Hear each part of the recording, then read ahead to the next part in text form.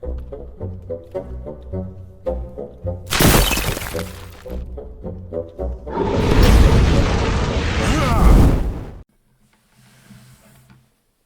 today is another thing that's a little bit different. This isn't really a review.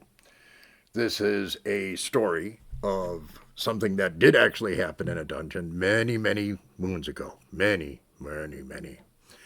And it's really about this one character and the interesting series of events that took place when they were inside of a bar, in a pub, tavern, within the dungeon.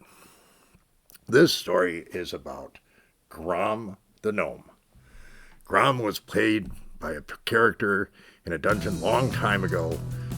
This character, his name was Pete, and Pete lived in the southern United States. He lived in Georgia. And his character was a thief and an instigator, a troublemaker, a gnome in the most malicious way, I guess, possible. Great character, really enjoyed him. But one night, they went to a bar. Not a big deal in D&D, typical bar, low ceilings, heavy beams, big crude tables and chairs, a bar with no seats at it, but plenty of places to stand. At one end of the bar was an entryway for the bartender, who was a big, garrulous old man, about late 50s. Looks like he had been through the war and then some, carried several scars. Was a very tall man, over 6'5", big, massive, beefy guy. At the end of the bar were the empties, the empty kegs in various sizes depending on what they had in them. Excuse me. And Grom went into the tavern with all of his colleagues who went to the bar to get drinks, or most of them went and sat down at a table. Being a thief, he was really attracted to one gentleman who was sitting at the bar who had a very evident and heavy purse hanging off his belt. So he wanted to steal that purse. Now, stealing the purse wasn't very hard for him to do, but he wanted to create a distraction so that he wouldn't be noticed. He wore a magic ring that had 7 different cantrips that it could cast. Each of those cantrips could be cast unlimited, but only once per day. So grease was one of the cantrips that he had there, and he cast that out in the bar area. Behind the bar where all the tables and so forth were. Well, in a room full of a lot of drunken people, anything from local merchants and farmers to visiting caravans and guardsmen off duty, the typical mix of what you would expect in a bar. As soon as they started to try and get up, these drunken people were obviously having a difficult time of it because of all the grease there, and they started falling down. Fights started breaking out. As this was occurring, Grom reached over and, using his knife, slit the strings of the purse and grabbed it. This is when he had the bad roll. Because of the roll, the bartender saw what happened. And as Grom turned to try and walk away, the bartender reached over and, on a fantastic roll, grabbed Grom by the scruff of his neck, yelling, "It's a thief!" and pulled him up onto the bar, propelling him down the bar like you see in so many Old West movies and so forth, knocking bottles here and there. In his hand, he still had this purse, and he went sliding by the guy who he stole it from, who yelled, "That's my purse!" and jumped up to go chase after Grom, who was sliding across the bar. As the rolls and luck would have it, he fell off the end of the bar, head first, into one of the empty kegs that was there. Not just any empty keg, but a small empty keg that caught him perfectly. It was an empty keg that was used as a spittoon at the end of the bar. Head first into the spittoon amongst all the gacky stuff. And his momentum caused the barrel to tip over with his legs sticking out and start rolling across the floor, and rolling across the grease, and rolling into the people who were there fighting amongst each other because of the diversion he had started to begin with.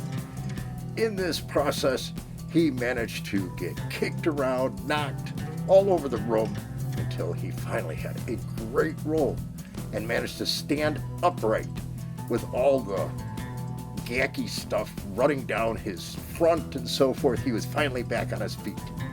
Unfortunately, that also made him an easier target, and one of the people involved in the fight missed the person next to him, instead hitting this barrel, knocking it back over on its side, and rolling with great velocity until it ended inside the fire.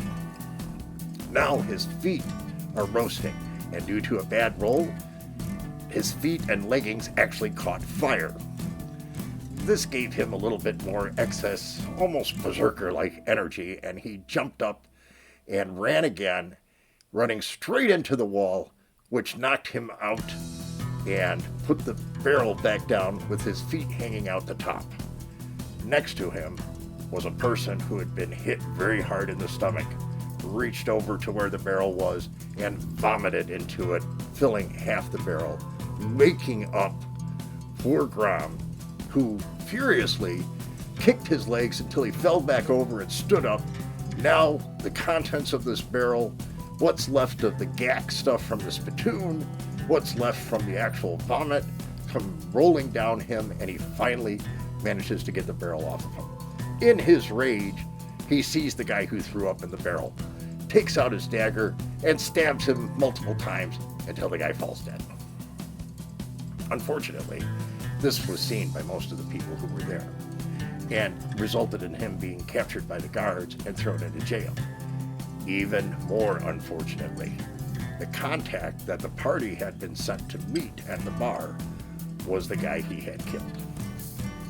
They didn't know where to go from there. Shortly, they ended up, after this, and this is not funny, I guess. Well, actually it is funny, but this is what happened. In order to try and escape from the town, they tried to create a diversion, which worked, and it burned down the town. Literally burned down 3/4 of the buildings in town, killing lots. So, Grom and his fellow adventurers slunk out of town. He's had no time to clean up or do anything else, and everyone in the party forces him to walk 100 feet behind them because of the smell of all the crap that's on. This was not Grom's best day, but it also shows how great of an epic fail you could have without being a high-level character. So, we hope you enjoyed that story. Have lots of fun. If you'd like to submit a story for review, remember, we have this great sheet. You can get that sheet through the connects down in the description box, and you have an email address to send us the details or give us the details in the comments section. We'll be happy to do a review for you. Keep your eyes on this channel, and we're going to keep at it here. Take care of everybody, and remember, dwarves rock.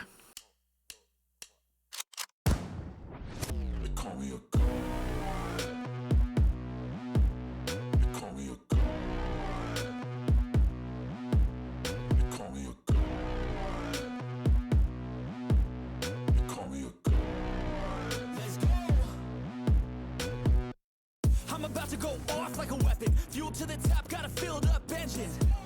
In my thoughts, obsession, I will not stop, no, I'm never second guessing. I got a God complex, haters love to hate, but I never feel pressed. Got a lot on my plate, but I never get stressed. I'll take all the pressure like I'm acing this test. Oh, tear it up like I'm Jason.